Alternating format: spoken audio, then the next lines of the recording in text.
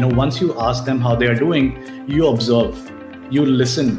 And these chemicals, throughout the day, night, they transmit messages to our brain. Mental health was there, a problem earlier also. It was just that it was not talked about. There was not enough awareness.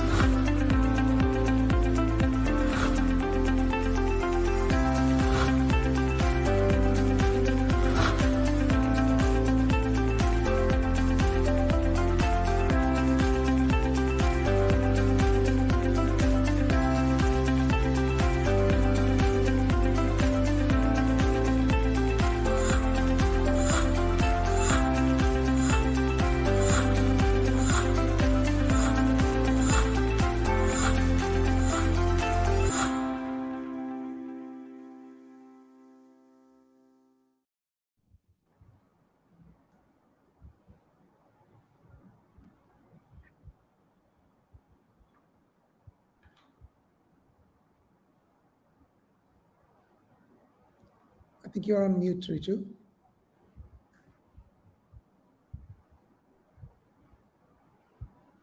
You're on mute.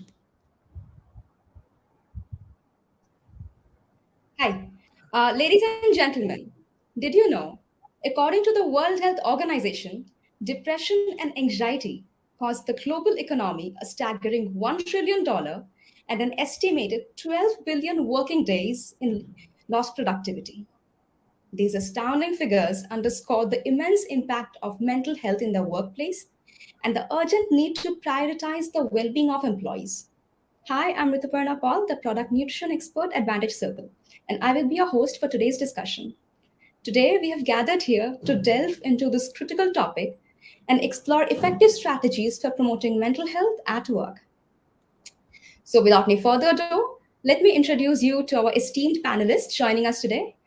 Firstly, we have Mr. Anjan Pathak, the CTO and co-founder of Vantage Circle. With over 2 decades of experience building cross-channel web applications, Mr. Pathak's passion for corporate wellness has propelled him to develop world-class HR technology solutions. His insights and expertise have made him a guiding force behind Vantage Circle's technological progress and evolution. Accompanying Mr. Pathak is our second esteemed guest, Mr. Himanshu Jain, the founder of leading mental and physical well-being provider, Mantra Care. He has worked with numerous organizations across 8 countries, addressing issues of employee stress, burnout, and anxiety. His wealth of experience and structured interventions have helped Fortune 500 companies improve employee efficiency and motivation. So I welcome you all to this webcast. Remember that each and every one of your participation is crucial. Feel free to ask questions and share your thoughts in the chat box. We will reserve time for a dedicated Q&A session, and our panelists will address your queries directly. So now let's dive right into our discussion. So Mr. Pathak, I would like to start by asking you, with your extensive experience in corporate wellness, how do you define mental health in the context of a workplace?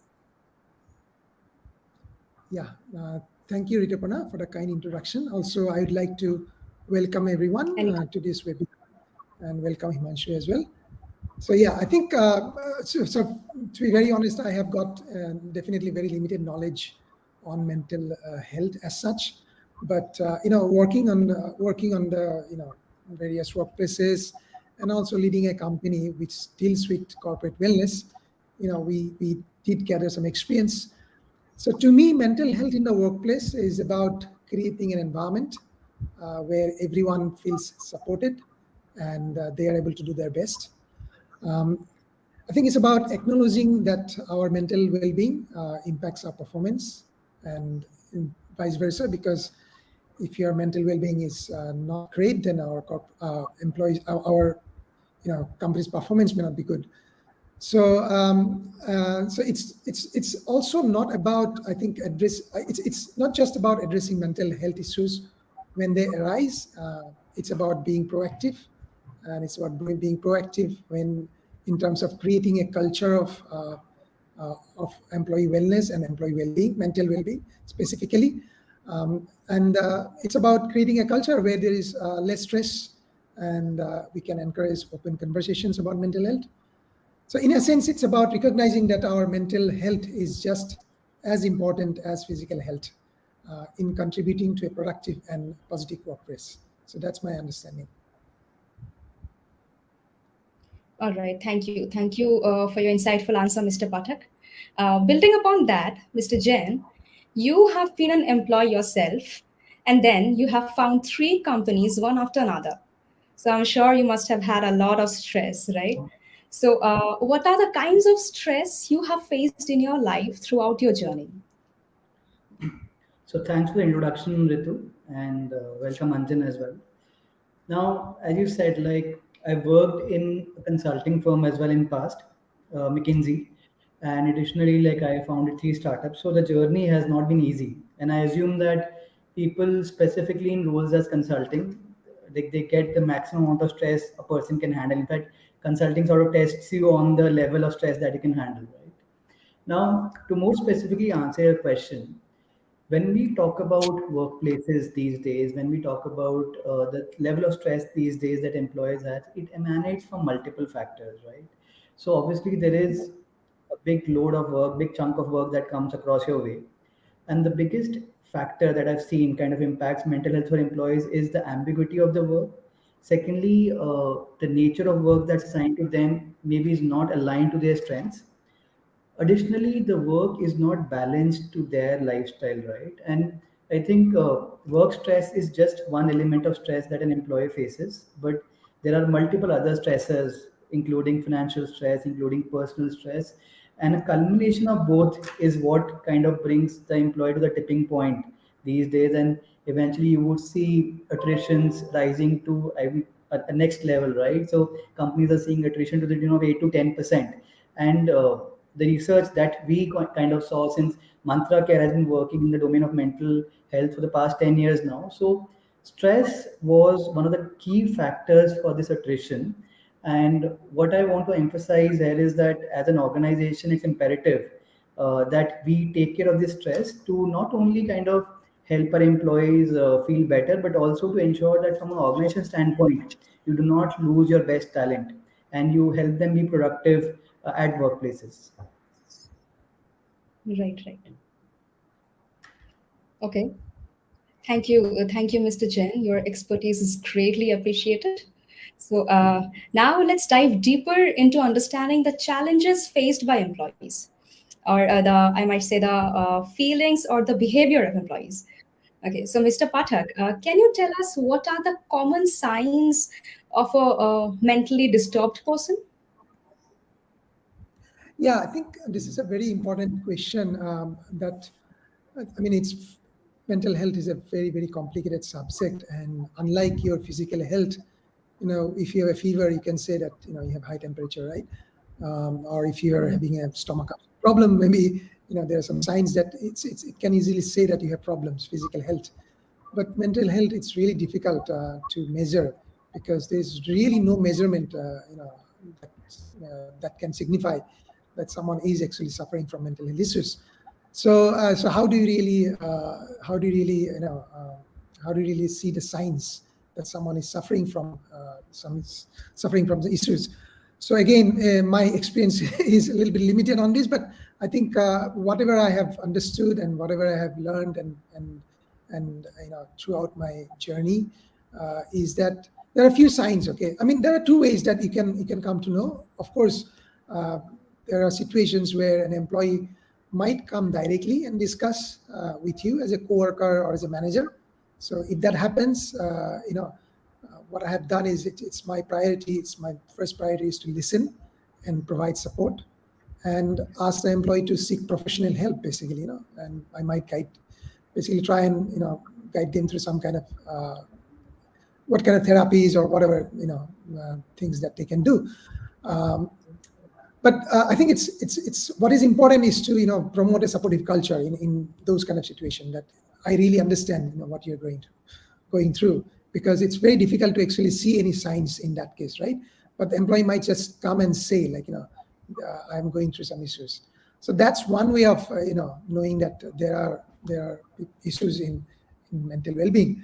But otherwise, right, if a person doesn't tell or a coworker doesn't tell, then what are the signs, right? We should be able to see those signs. Okay, and having said that, right, just because I'm going to say some signs, it's probably not a be and all situation. Like there are times when we are sad, when we are depressed, but that doesn't mean that we are having some issues, right? That's never the case. But I think some of the key signs, and what is important to see is that this behavior should be consistent and it should be frequent, and it should be like if you want to see some signs, right? So if I list out the signs, like for example, you might see some changes in the mood or behavior. So this could increase. There could be some increased irritability, restlessness, or you might see that if someone is unusually sad or withdrawn. This is probably one of the signs. Then in the workplace, there is another thing, like we always measure productivity, right? In our company, we have got OKRs, planning pokers, we measure performances. So we might see some decreased productivity, right? Because an employee who is going through some kind of mental health issues or mental well-being issues, they might be able to have difficulty concentrating. So they might not be able to finish the given task at the time that was decided. And then you might see some changes in the appearance. There could be grooming issues, or they might dress very casually. So that's another sign. And then you might see some increased absenteeism. So I might be saying like I'm sick, but again the sickness is nothing physical, right? That's another sign basically. And sometimes it could be that the employee is late consistently. So that's probably another sign. Then there are some signs like social withdrawal. So the employee might avoid social activities, going to say get-togethers and parties with your colleagues, and they might be interacting less with colleagues. Right. Then the employee might complain about eating or sleeping habits. I mean, these are things that usually we always have, but again, they might see, because if someone is having sleeping issues every day, right, then there will be excessive tiredness, and they might mention that they're having sleeping problems. So, and then again, there could be noticeable changes in their eating habits as well. So you might see, because you are probably eating with them every day in the canteen, or or going out or things like that. So you might see some habit changes. Okay. Then we also see that because this is also very important, that when people are going through some issues, they ultimately indulge in some substances which they may have not done it before, or they may have done it or left it. For example, smoking or excessive drinking. So these are or some issues of some kind of substances. So these are also signs of some kind of mental well-being issues. And then finally, I think it's the employee might talk about hopelessness and distress, and they might comment about feeling overwhelmed, stressed, and hopeless. So these are also another few signs.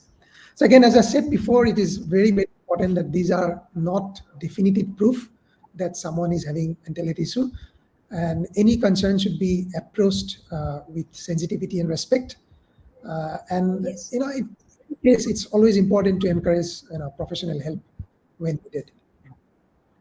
So I would like to add to what Anjan said, and obviously he was right in all the points that he mentioned. So again, just to share some statistics, almost 28% of corporate employees at this point in time, they face mental health problems, right? And that's almost 1/3 of your workforce having mental health issues. And several HRs come to us with this question as to how do you identify if your workforce is facing mental health concern. And just to add to what Anjan said, obviously there are these physical symptoms, right, which includes depression, heart palpitation, some back issues, neck issues, right? So they all emanate from depression, anxiety. There are these behavioral patterns that you can catch, including increased attrition, increased absenteeism, right, decreased productivity. But what we also propose the company is to be proactive in identifying these employees. And one concrete way, what we have seen is using assessments. So, for example, we run assessments like PHQ, GAD, which helps understand the level of anxiety and depression in employees. And to the accuracy, they are almost like 90 to 95% accurate, right? So, typically, what we recommend organizations that every month or every quarter they should run these assessments to identify a pool of employees who are suffering from these challenges, and in fact, the extent of depression, anxiety that they have. At the same time, set up an action plan saying that we'll have some support system in place, including therapist on board, including providing mental health tools like meditation, yoga, right? And similarly, providing them additional work related perks, which might be some offs or some other organizing office trips, right? So those are the action steps that the organization can take. But in short, and to summarize, like you can organize these assessments, you can provide training to the managers who can help you identify distress in workplace. Thirdly, you can have these comments and anonymous suggestion boxes wherein you can get proactive feedback from employees on how they're feeling and then action on them. Right. Right. Thank you, Mr. Pathak and Mr. Jain, for your intriguing insights. It will definitely help us understand or help our colleagues better. So, moving forward, Mr. Jain, you were talking about financial stress. So, let's shift our attention to the intersection of finance and mental well-being. So, as a gold medalist in finance, your wealth of knowledge in this field is truly commendable. With that in mind, I would like to ask you, how does poor financial management impact mental well being? And additionally, it would be wonderful if you could provide us with some practical tips on alleviating the stress that often accompanies financial challenges. Okay. So that's a good question. And just to reiterate, financial stress or stress related to financial issues is almost 10 to 20% of the total stress that employees have. So let's start from the beginning. If you were to talk about the origination, so for any employee, they would have a limited amount of funds or salary that they receive from the organization, right? Now, there are Yes. multiple financial decisions that you as an employee will need to make. There will be decisions around loans or buying home for yourselves. And secondly, there will be decisions around your kids' education. There will be decisions around managing your other financial priorities and obligations. And all this kind of comes across to an employee as a stressor. Okay. Now, from an organizational standpoint, obviously anything that impacts an employee mental well-being would impact their productivity as well. So it's imperative that Right. you take care of this financial stress that's impacting their mind. Now, in terms of practical tips that an employee should be taking, so, if you were to talk about employees across the world, we do not follow a financial discipline, so as to say. So, there are barely a very small percentage of employees, to be more specific, less than 15% of employees manage their finances. And that's where True. the key to managing financial stress comes in. So, as an employee, you should lay down a budget or a plan, not only for this year. In fact, you should foresee your expenses for the next 15, 20 years, be it debt repayment, be it home purchase, be it paying any other educational, maybe educational expenses for your kids or anything like that, right? So, but doing that is very difficult for an individual because not everyone comes from a finance background, right? You would have people with marketing background and other backgrounds in a company who would not understand these things well. So, from an organizational standpoint, I think you can take 3 to 4 tangible measures to ensure that employee financial well-being is taken care of. So, first and foremost, if you can inculcate a financial well-being program within the organization, and I'll tell you what this program includes. So, this program would have a CFA or a financial advisor talk to your employees maybe once in a month or once quarterly, understand the core pain areas for them from a financial standpoint, and help them plan their finances. So that's one way you can help your employees. Second is there's a lot of content that's available online as well on how to manage finances, how to do budgeting. Within our application also we have tools that you can use, or you can offer employees to manage the budgets, right? So that's something you can offer your employees as a self-help measure through which they can themselves create their own budget for short term as well as long term. Thirdly, you can have those savings plan institutionalized within your company. So maybe a plan which says that employee can save 5% or 10% or invest 5 to 10% of their salary in XYZ fund, which is managed by the organization, and the organization employs third party wealth managers to take care of that fund, right? So that's also a practice that companies follow these days, wherein they bring wealth managers on board and ensure that employees are able to get a huge sum when they retire, maybe, right? So that the organization is planning finances for the employees.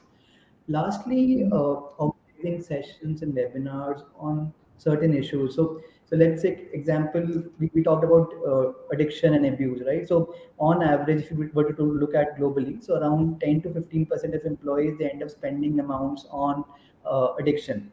So if you have mental health seminars on how to get employees out of addiction, so you end up saving that amount for them. And addiction also kind of disrupts the financial discipline that the employee faces. So maybe having some related sessions and webinars to ensure that employees get out of these bad practices or bad habits, and then maybe focus well on their job as well as their finances. So like these are the top things that I think that organization can do to ensure that employees do not face the financial stress that they do.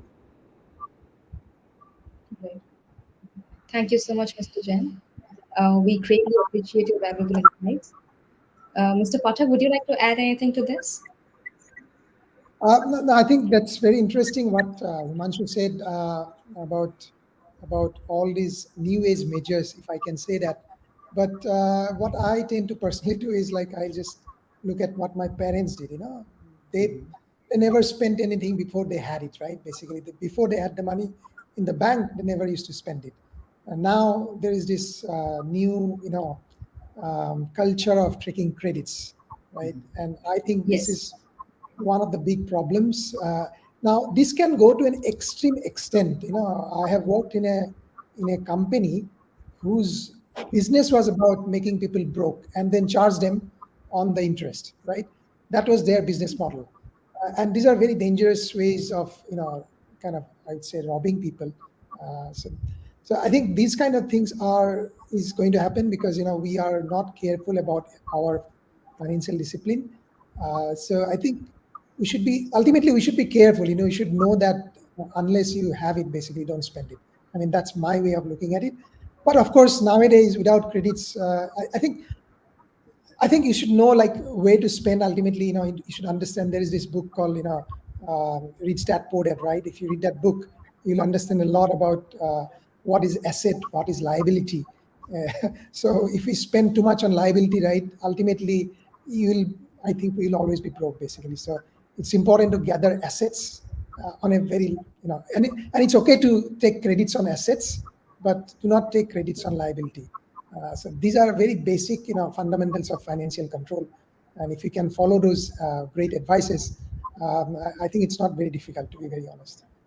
Yeah, I think just to Right. add to what Jen said, I agree that employees these days, so they live life out of the credit card, and the interest on credit cards is not trivial, right? So that brings in a huge burden on the employee. So obviously, financial education does make a lot of sense, like training employees and understanding what an asset is, what an liability is. In fact, I think the most important lesson to be how should you calculate the interest, because the way the credit card present the interest is like it's an interest-free loan or it's just 1%. But eventually, if you were to calculate the effective IRR for the loan, it comes to somewhere, in fact, higher than 20-25%, and that's a huge number, right? So the amount Yes. almost doubles every year. So that's the level of interest that credit card companies charge these days. So it's important to help them understand all these terms, IRR, and all these things, and how the interest is calculated, so that they're able to take those informed decisions. And I think just to add, some companies these days, what I've seen is they also offer debt restructuring option to employees. So let's say an employee has taken a credit card loan that's very expensive, right? So companies have these wealth managers in place, the larger ones at least, who help the employees restructure their debt. and at least get the debt at a lower rate, so that they do not they need to get out of the trap of that high interest rate in order to kind of get that fiscal discipline back to their life. Right. Thank you, Mr. Jain, and thank you, Mr. Pathak, for amazingly depicting this answer. So now let's turn our attention to the role of leaders in promoting mental health and well-being in the workplace. So, Mr. Pathak, as a leader, what are the effective strategies would you suggest for promoting mental health and well-being in the workplace? Yeah, I think as a leader, as you said, like, it's really important, because whatever we kind of start with, right, rest of the organizations tends to follow.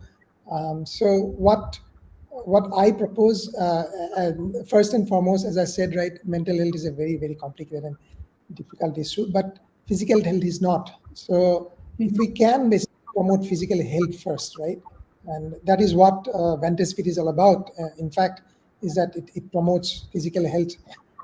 We promote movement is medicine. We promote, very simple, challenge-oriented, physical well-being. For example, walk to 10,000 steps a day, things like that. So these are basically what I'm saying is that physical well-being is number one thing I think we should try and promote. That is a very effective strategy. Then I think, so as I said, it's a very sensitive issue. So some kind of open dialogue and communication, it's really important. It's important to have an environment where it's okay to talk about mental health, because there is always a stigma around this. Still, there's a stigma. So yeah, I mean, people should be very comfortable about seeking help when they need it, right? So that's about creating an environment. Then we can look for flexible work arrangements. So offering options like remote work, flexible work hours. So these are some of the things that companies are offering nowadays. And yeah, these things definitely at least reduces the stress and does promote mental health, right? Then a lot of companies tend to have a dedicated mental health, some kind of a coaching team. Like, for example, we have got an external company which is actually helping us. Any employee can reach out anytime if they need some help, right? So it's important to have these kind of services as well, so that employees can confidentially reach out, and they know that if they have an issue, right, they can reach out for professional help. And then training and education. So this is another important thing, that we all need to learn about mental health issues. So recently I read a book which is called "It Didn't Start With You," and what it talks about is that mental health is a lot about inherited trauma, which means that it could be your forefathers which had some issues at certain age, and that can actually have a hereditary effect on you. And so it's nothing to do with actually sometimes you. It could be just inherited. So you have no control over these kind of things, right? So that can also happen. So it's important to understand that that education is very important, basically, right? So we need to educate ourselves as well as managers and employees, everyone. So regular training, this is another important thing, so that we can see the signs of mental illnesses. And then we can look at strategies which promotes work-life balance. So encourage employees to take time off, avoid overworking, and make time for activities that they can enjoy. So which might avoid burnout, and it anyway promotes overall well-being as well, right? So yeah, finally, I think it's about having a supportive management. So managers who are understanding and supportive, they can make a big difference. They can set the tone for the whole team, and they can play a key role. So that's, I think, yeah. So these are the strategies. I think it's really important. So I think promoting mental health in the workplace is not a one-time thing. This is also another important thing. It's not a one-time. It's an ongoing effort that requires that requires organizational commitment, and it needs everyone's involvement in the organization. Very well said. Very well said. Thank you, Mr. Pathak, for bringing your unique wisdom and wit to this discussion. Now, turning to Mr. Jain. So Ritu, Yes. yeah, just a couple of things I wanted to add to what Anjan said, right? So from an organization and a leader standpoint, if you were to see, right? So promoting good mental health culture at an organization is very imperative. And again, we should not undermine the importance of like promoting good mental health culture. And I'll tell the reason why, right? In fact, at the start of the session, you talked about so many trillions that organizations lose if they do not focus on mental health for their employees. Similarly, like we also have seen a research which suggests that typically on average in any organization, employee productivity suffers by at least 10 to 50% because of poor mental health, right? And again, if you were to translate that into profits or output, that will be a huge number. So as a leader, the first step that you should do is have sufficient or adequate mental health resources being offered to the employee. First and foremost is EAP solutions, right? So that is what Mantra Care does as a business. So EAP Advice. essentially refers to a program in which you offer counseling services, coaching services, and other resources to your employees, wherein employees have an option to talk to a therapist, a coach, a counselor whenever they want to. And in fact, if the situation is adverse, they can also take therapy session, and these therapy sessions can run for months, right, till the time employee feels that okay, he's healed from the problem or the challenge that he's facing. And one interesting point that I want to highlight here is that so some companies see this as a cost burden, but I just want to clear that notion out. So far we have helped more than, I would say, 400 500 companies, and with almost each one of them we prepare an ROI calculator. And that ROI calculator tells them that look, if you've invested $1 in mental health for your employees, you've gained back $4, right? So this is not an expense, I think, which we should take as a leader. We should not take it as an expense. We should consider this as an investment. That if I am able to address this 10 to 15% depression or productivity loss due to depression in my organization or mental health concerns, I can gain back that amount, right? From higher Mhm. productivity, from lower attrition, from reduced absenteeism. So that adds up to a big number. And as a leader, providing these mental health resources, in effect, will help the bottom line of your company. So I think that's one of the most important things that you can provide. And additionally, as Anjan said, providing these or promoting these wellness initiatives, which can be physical fitness activities, mindfulness sessions, maybe yoga sessions, stress management workshops. I've seen that they work out wonders for your employees. Similarly, there are additional measures apart from these concrete steps that you can take, which are more from a cultural standpoint. So something like establishing a good work-life balance, giving some days off, having flexible work arrangements, and small things like forcing employees, in fact, to take 5 minutes break after an hour of work. And this 5 minute break can be used for listening to some meditation, some calming music, or just relaxing, right? And it does have a great impact on the mental health or well-being of an employee. So just promoting these activities, similarly supporting them with their career, supporting them with their financial well-being, as I said, right, and fostering a positive work culture. So all these together would help you address this mental health challenge at workplace. Right. Very well said. Very well said. Now, Mr. Jain, we have also seen statistics indicating that remote work and hybrid work can be associated with increased likelihood of anxiety and depression, with percentages of around 40% for fully remote work and 38% for hybrid work. With this in mind, we are eager to know what methods you have implemented in your company to ensure your employees' mental health, happiness, and satisfaction. Okay. In fact, I'll just share another interesting statistic. So our business or the number of clients that we onboard has increased by almost 3x after COVID.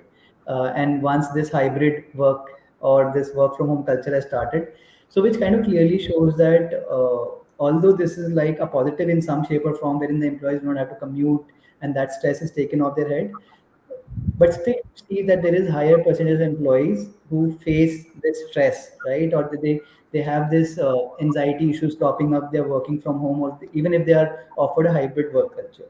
So before I think we come to the measures to address these issues, let's understand what is causing the issue. Okay. And I've talked to, I think, more than 2,000, 3,000 plus employees on this topic over the past 2, 3 years now across different organizations. So there are 4 to 5 main causes which are resulting into higher mental health concern when an employee is working from home.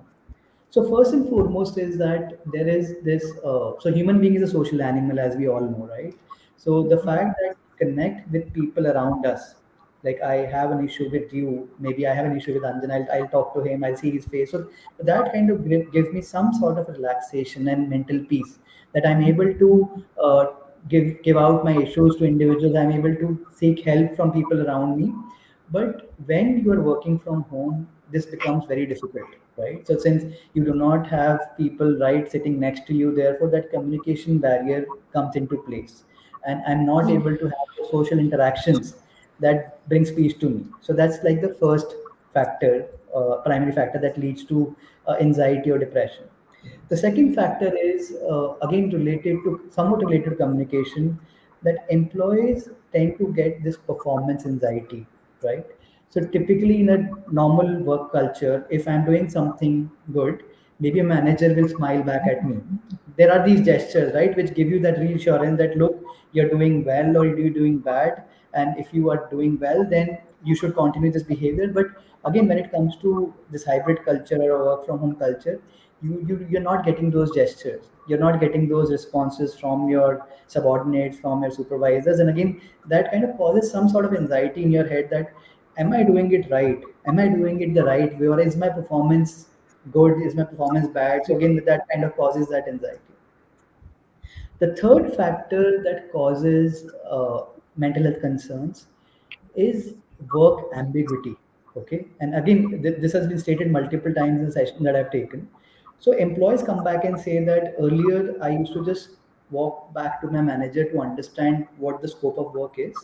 But since now everyone is working from home, they're not able to clearly define what the work is, clearly define the outcomes, timelines, and everything. So there's no clear definition of what the work is and how it is to be done. Therefore, that causes mental health concerns and anxiety. Okay, and fifth or fourth thing, again, not related to work, in fact, is the diminishing of the boundary, right? So if I am at work, I can cut myself off my family obligations, right? But if I am sitting at home, I will have my spouse coming to me with her problems. I'll have my kids coming to me with their problems. I'll have my mom coming to me. So I'm not able to compartmentalize my issues, right? So all the issues come to me as an individual at the same place, and I'm not able to compartmentalize that and just visualize a person who's handling all the issues all at once, right? So that creates a sense of ambiguity in his head, and that increases the pressure on his head. So all these concerns, if you were to like club together, they increase the pressure, they increase the mental health concerns by almost 50%, as you just said. Right now, let's come Yeah. to the solutions on how do we address these concerns. Okay, and there are certain tangible measures that the company should take to ensure that this stress goes away fast. So, firstly, again, this hybrid culture does help a lot in that. So, as you said, that there is already a difference of 10% between hybrid and complete work from home. So, I would urge that every organization should have this hybrid work culture in place. So, wherein they make it mandatory for employees to come to the office for 1 to 2 days a week. So, that's one. Secondly, companies can organize town hall meetings. So basically, meetings every Friday evening, something like that, so that it provides an opportunity for the employees to get together. Even if it is in an office or you want to keep it online as well, you can do that. But again, that's a forum for the employees to kind of get together, speak up, share their concerns. So that's the second suggestion that I would kind of put across the table. Thirdly, I would suggest that again companies should take these sessions, common sessions, or common webinars for employees. So let's say maybe organize a yoga session for employees, right? So which happens every day or every alternate day. So wherein you're again giving a platform for employees to come together and discuss, and then also interact with each other. So having these small sessions with respect to yoga, mindfulness, which takes care of these concerns. And then also there are actions and measures that needs to be done from a managerial or leader standpoint. So ensuring that so instead of since you're not able to share gestures now, so maybe institutionalizing a reward program, so to ensure that employees do get that necessary feedback or appreciation that they are looking forward to, right? So having that in place. Secondly, making it sure or certain that the managers are interacting with the employees on a regular basis. So make it mandatory to have a meeting every second day or third day, so that even if there are no even if there are no issues, at least the employee gets to talk to the manager. And again, obviously, if there is a meeting that's planned, they would speak up their concerns, right? And lastly, I think some of the organizations have also created a support network of mentors and coaches, wherein you have maybe the peers, managers, or your own like subordinates. They have these frequent interactions, and they are your mentors who would help you with any concern that you face. And lastly, obviously having these mental health programs in place, the EAP programs, as I talked about, so they do wonders when it comes to having identifying in the first place, identifying the employees who are facing these mental health concerns through these assessments, b reaching out to these employees proactively to ensure that their concerns are addressed, right? So as an organization, you can take all these measures to ensure that you have a good mental health at workplace, even if you're offering complete work from home or hybrid culture. Yeah, I think I just wanted to add a few points to what Himanshu said. So I think I have done a fair amount of work from home kind of jobs as well. Not 100%, but some kind of hybrid. This was even before COVID, by the way. And when I was doing that kind of work, right, I always used to have physical health issues. For example, I immediately within 7 days I will have digestion problem. Okay, and then I realized why this digestion problem starts, right? And then when I thought about it, right, I think it's because you are actually breathing the same air, mostly about 20 out of 24 hours, right? 20 hours you are probably breathing the same air. And as you know, environmental, if you do not change the environment, right, it can really cause all sorts of problems. So I think one of the, personally, if we have to take care of ourselves, right, one of the most important thing is to, just go out. I think it's really important if you're working from home any day. It's really important that you create that, some kind of a routine where you actually go out and walk for half an hour or whatever, and make sure that you are feeling like you are going to work. Right? So those are small things that you can bring discipline to your own life, so that even if you are doing work from home or even in a hybrid culture, you make sure that your physical health is not impaired, right? Because that eventually will lead to mental burnout. The second thing that as I said, I'm a maths guy, so I like to measure. So the way I measure, right, I like to see people, right? I mean, I think everyone wants to be, as we are a social animal, so we want to interact. So if you are working from home, right, just count the number of people you have seen, over the day, right? Nowadays we live in nuclear families mostly, right? So maybe you see your spouse or parents, whatever. That's it, right? Or children's. So that could be like that maximum 5. So if you go out, maybe you will see more.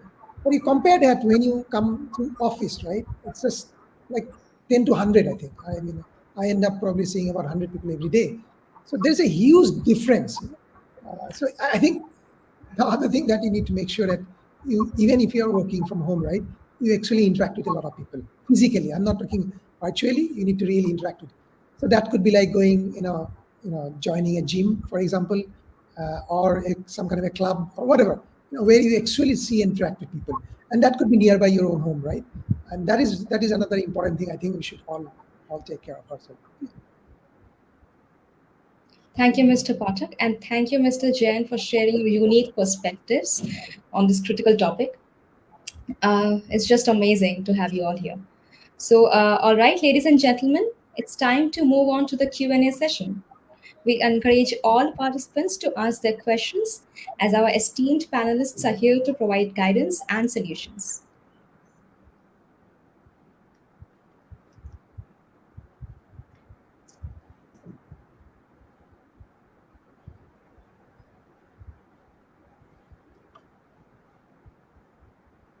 So, we have a question here. The question is how to deal with office politics. Nice question. I don't know, Himanshu, you want to take that up? So that's a difficult question indeed. And I think so. There are obviously every office would have office politics, and even the leaders of Fortune 500 companies, they grapple with dealing with office politics issues. But so from an individual standpoint, so there are two parts to it, right? So from an individual standpoint, if you were to look at it, so office politics obviously does impact us from a mental well-being perspective, and also from a, I would say, career success perspective. But I think as an individual, it is something which is best left ignored, right? So if you let that impact you and your daily course of work, eventually it's going to impact your productivity. And I think what I have seen is that most successful organizations these days, now that quantification of work is getting more and more importance, right? And it's easy to quantify work for every individual. So it is something that you can easily ignore and focus on your own work, your own productivity, and trust my word that like that has been my mantra for success. In fact, so far, that ignoring office politics and having that peaceful mind and focus on your vision is something that's going to get you through your path, and not grappling yourself with all these small issues, petty issues, and not focusing on work and letting it impact your personal life as well as professional life. Yeah, I have a little bit of a different viewpoint on this issue. I think the word politics, right, it is always taken in a negative way. And actually, it's not a negative word, right? It's without politics, we will not have democracy, right? So if we can look at it in that sense as well, right? That how do you really promote yourself, right? I mean, this is very important. I think, uh, if you live in a society, right, we need to be part of this, politics, because it's part of life. Without that, as I said, right, a democratic environment will not be there. So I think it's important to understand what is good politics, but of course avoid bad politics. I think that's how we should look at it, probably. Yeah, in fact, the main point is that you should accept that it is there and it will be there, right? Yeah. And just make peace with it. Yeah. Okay. So, you just mentioned, Anjan, this good politics and bad politics. So, what does that mean? Yeah, I mean, see, in a good democratic environment, right? If you want to be elected, then of course you need to basically show your skills, right? You need to really know how to show your skills, right? So I think we should always try and we should do that, because it's really important that we need to be able to deal with people, because you are ultimately working with a lot of people. The way society works, the same way organizations also work in the same way, where there are many people who have got, and everyone has got their own goals, right, in their lives. So it's important to understand everyone's own goals, but at the same time, it's as in society, right, we need to move forward. So it's important to understand that as an organization as well, that we need to move forward, right? So the elements that makes that happen, both individual growth as well as organizational growth, right? And I think those are the social behaviors that is important, that we need to take on. And I feel that is what is good politics. Okay. So, do you believe that these politics actually impact and makes us stressful? I don't think so, because as I said, right, it's part of our life. If you live in a normal society, you'll be always it'll be, because avoiding that is not a good idea either, right? It's not a good idea at all. So you need to be part of that whole thing, and see how you can help each other. Basically, that is the more important thing than looking at small things. Basically, I think it's important to go beyond our own It's important to look for individual goals, but at the same time, right, we need to be supportive. We need to also look at sometimes beyond our own needs as well, how we can help each other, and overall look at the organizational goals as well. Right. Thank you so much, Mr. Anjan and Mr. Jain. So, do we have any more questions? Um,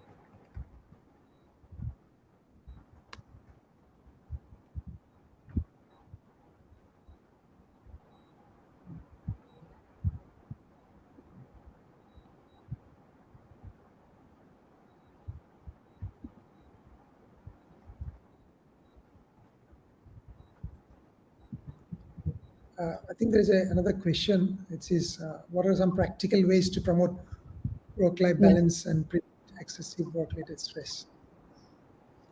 So I think I have covered. I will take this question. I think I have covered that.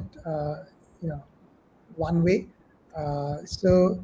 What I would say, right, work-life balance, similar to the previous question, like you need to really number one thing is like work life, right? So it's probably very important to separate work from life, right? So what I propose is like have strict deadlines, what you're doing during the day, and not to mix each other. So have strict deadlines, strict discipline, so that we are not basically we are not, as an organization, we are not actually uh, encouraging overwork, extra work, weekend work. These are things that we should definitely avoid. And as an employee as well, right, we should avoid those kind of things. Um, and yeah, work-related stress, again, some amount of stress is necessary, I feel, because without little bit of stress, right, we will not be able to evolve, we will not be able to learn. So it is important to understand that there will be stress. Okay, stress is part of life. Actually, stress is what makes us better, right? So it's a little bit of stress is always important, but excessive, of course, stress can really overburden people. So from managers' point of view as well as leaders' point of view, we really need to see, uh, what are the KPIs that uh, what are the KPIs that we need to take care of, so that people are not actually at the end of the day overworked, right? So we need to have realistic goals. I think these are the important things that I feel that can promote work-life balance. And just to Himanshu? add to what, yeah, just to add to what Anjan said, so I think one of the biggest things that have worked for me is learning to say no, right? So there are 100 things that will come across your way in terms of work, but as an individual, you should understand your limitations, right? So I cannot keep every manager, every leader happy. So I have to set boundaries for myself and learn to say no to work which is outside that boundary. Secondly, defining the boundary with the manager is also important, saying that, look, I am going out on a vacation, setting an expectation, saying that since it's a vacation, I would expect you to please not disturb me during that time. So, being upfront, being vocal about your needs for work life balance also helps you a lot. Thirdly, what I've also seen is that the way you prioritize your work or using these techniques also help a lot, because everyone has those n number of hours to work, right? But still, we see that some people are just puzzled at the end of the day, others do well. And the key difference, I think, is about prioritization of work, what is important, what is not. Secondly, ensuring that you bucket your day. So you have these 3 hours buckets where you compartmentalize your work and do not devote additional time to a work that doesn't warrant it. So I think these techniques help. And I think one thing which might sound trivial, which helped me while I prioritize my work, is prioritizing the smaller things or the easier things at the start of the day, and prioritizing the harder things at the end of the day. because once I like complete those small tasks, so they give me that sense of gratification, and once I have that sense of gratification, that keeps me going and gives me that fuel to kind of address that bigger challenges as well. So those are small tips that I have, which kind of help, which might help you maintain a better work-life balance. Thank you, Mr. Pathak and Mr. Jain. We would like to take one last question now. What are the components of a successful well-being program? Yeah, I can take that up. I think so. The first thing is well-being program means like, I think it talks about also physical health as well, right? So number one thing is that we need to measure first. So some kind of assessment is regular assessment is necessary. Companies always, go for these kind of yearly biometric screenings, right?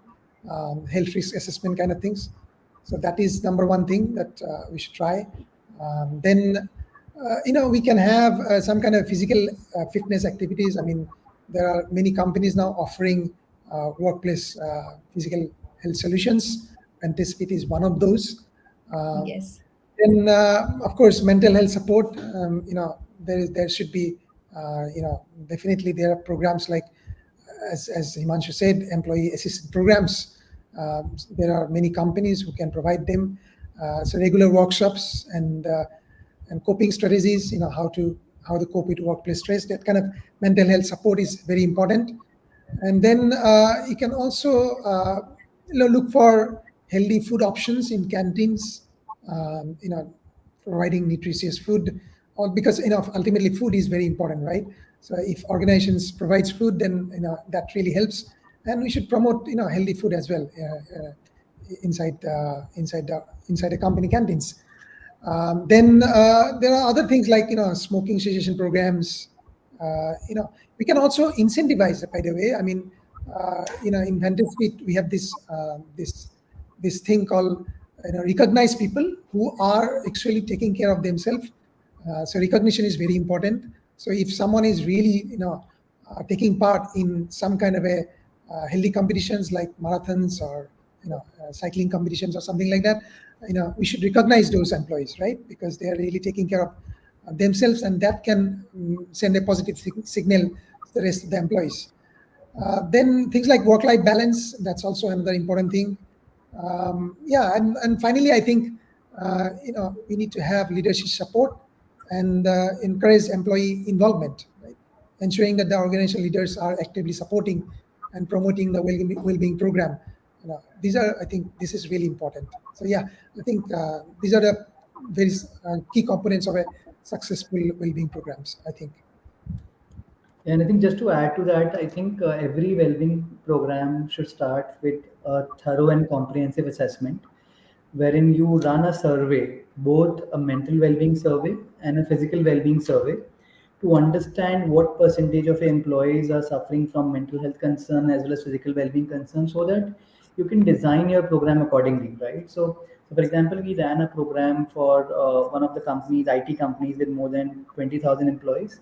Now, for them specifically, we found out that physical well-being concerns were more compared to mental well-being concerns, and therefore the program was designed in that fashion. So we included yoga sessions and other Zumba sessions to ensure that yes, those concerns which relate to the problem that they're facing kind of are addressed. For some organization, chronic conditions is a problem. For some organization, addiction is a problem, right? So it's not a one bill fit all approach. It's about you as an organization understanding what is it that your employees need the most. And as Anjan rightly said, right? So education and awareness, having a physical well-being program in place, having a mental support program in place, having a financial well-being program in place, right? And in fact, these days, some companies also, in fact, offer a legal well-being program, right, to help their employees with some legal concerns that might come across their way. So these are all the components that will make your well-being program successful as well as holistic.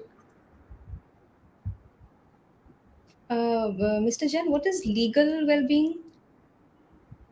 So again, when we talk about it from the employee perspective, right? So an employee would have several legal decisions in his cycle. Now there can be decision around drafting a rent agreement, getting help on divorce matters, getting help on mortgage issues, getting help on. So but so like financial stressor, there are certain legal stressors that come across our way, right? So you might have taken a loan, and that loan guy is kind of pestering you, and you need help on that. So specifically in the Western countries, if you were to say, so legal help is very expensive, and if you were to like reach out to a lawyer on your own, you will be broke by the time you kind of get into a case, right? So therefore, companies have tie-ups with these companies. So we also provide legal assistance, for example. So we have partnerships with law firms wherein we sign up on a like lump sum contract with them, and then any employee from the organization can reach out to that lawyer for help with respect to agreement drafting or mortgage or any legal issue that comes across their way. All right, I get it. Thank you so much, Mr. Jain and Mr. Pathak, for your intriguing insights. So, as we have come to the end of our discussion today, I would like to conclude by extending my heartfelt gratitude to our panelists, Mr. Pathak and Mr. Jain, for their valuable time, knowledge, and dedication to this important topic. I would also like to thank all the participants for joining us today. Your presence and engagement have made this webinar a success. And let us remember that mental health in the workplace is a collective responsibility. For a healthy mind creates a vibrant workplace and a better and a brighter future. Thank you all once again, and until next time, stay healthy and stay happy. Thanks. Thank you, everyone. Thanks. Thank you. Bye. Anytime. Bye bye.